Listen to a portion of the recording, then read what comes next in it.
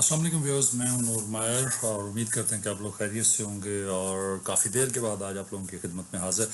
I can say that back to life. और stock market के shares को analyse कर रहे थे तो काफ़ी सारे दोस्त जो उन्होंने व्हाट्सएप पे मैसेज करे हुए थे मुख्तलिफ आइटम्स के हवाले से, तो हमने ऐसे ही रैंडमली पिक किया।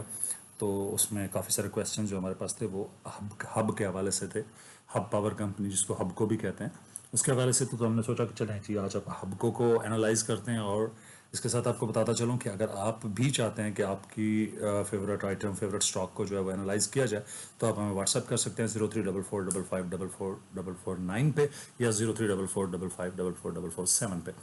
तो आसान भाषा में 0344554447 या डाटा49 पे आप हमें व्हाट्सएप कर सकते हैं और हम कोशिश करेंगे कि आपकी चॉइस के स्टॉक को भी एनालाइज किया जाए। तो ओवरऑल ये जो हमारे सामने इस वक्त चार्ट खुला हुआ है, ये हबको का आर्ली चार्ट है। और हबको के आर्ली चार्ट के हवाले से देखें तो ये एक स्पाइक लेने के बाद हमें करेक्शन लेता हुआ नजर आ रहा है और राइट नो 50% करेक्शन के आसपास है।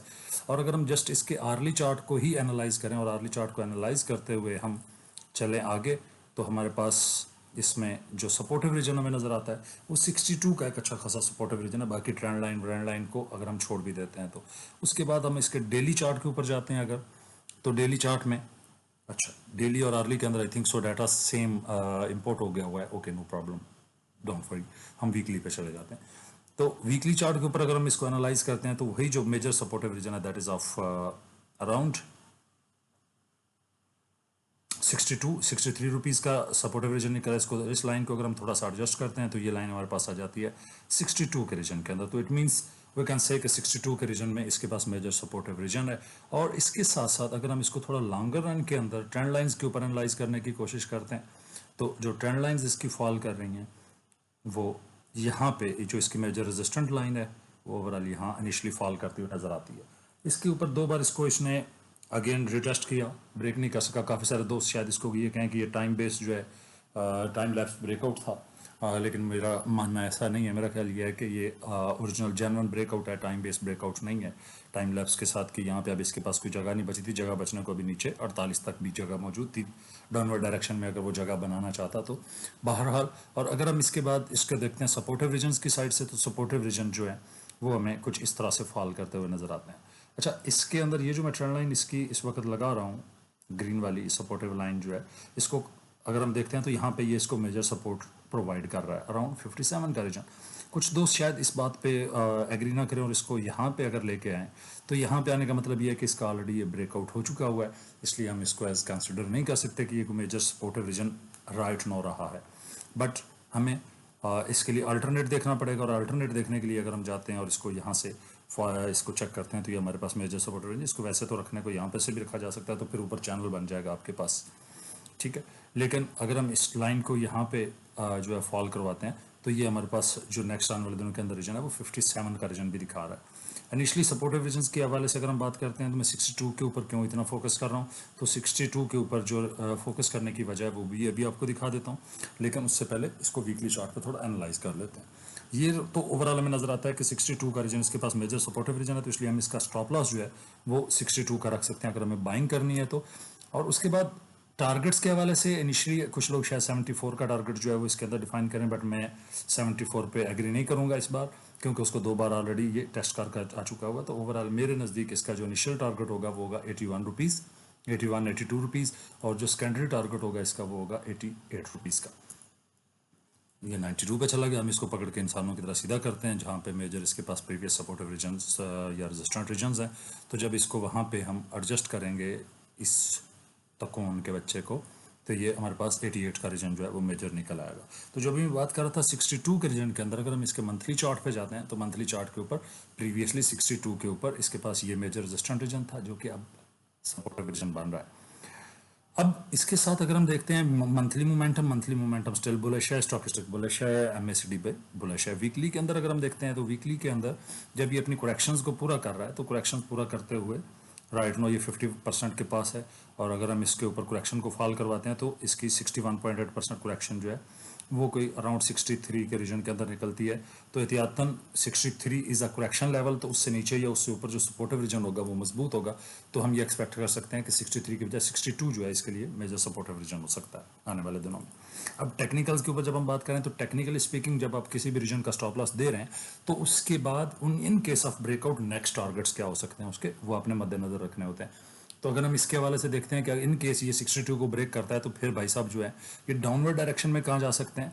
तो इसको अगर हम प्रीवियस डबल बॉटम्स के ऊपर रखते हैं तो वो 56 का रीजन निकल रहा है, और सेम इसको वापस मंथली में ले आए तो ये यहाँ पे इसका ब्रेकआउट नहीं कर सका था क्लोजिंग बेसिस के ऊपर, इसके पास यहाँ पे मेजर सपोर्टिव रीजन भी ऑलरेडी मौजूद है।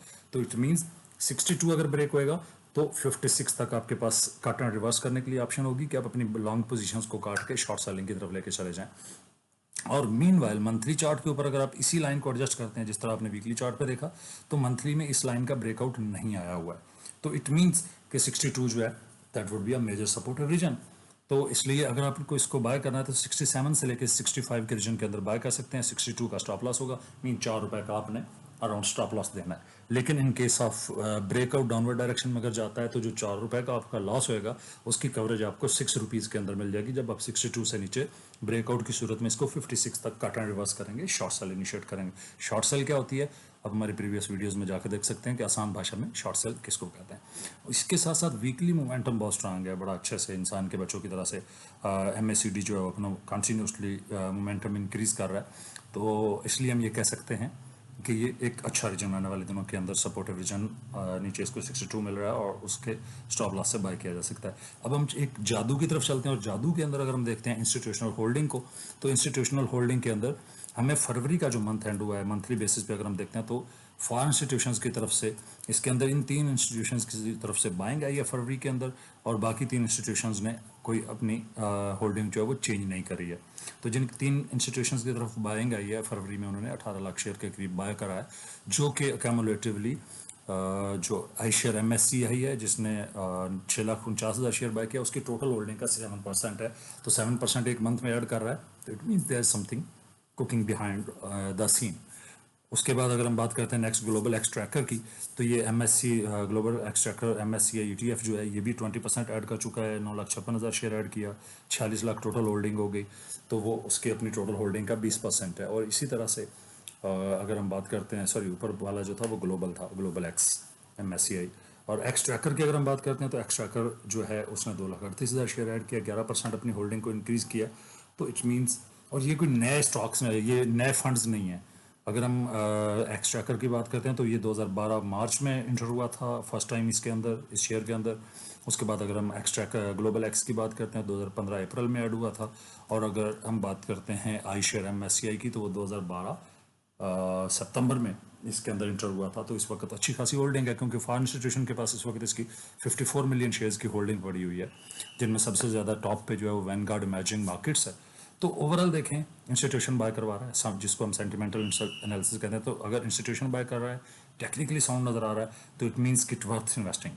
तो इन्वेस्टमेंट के लिए अच्छा स्टॉक है, इसके अंदर बाइंग कर सकते हैं। अगेन अगर आप भी चाहते हैं कि आपके कोई सी फेवरेट शेयर को जो है वो डिस्कस किया जाए, उसके ऊपर एक वीडियो बना के एनालिसिस बना के डिटेल में शेयर किया जाए इसी तरह का, तो आप हमें व्हाट्सएप कर सकते हैं 034455 या 034455 पे।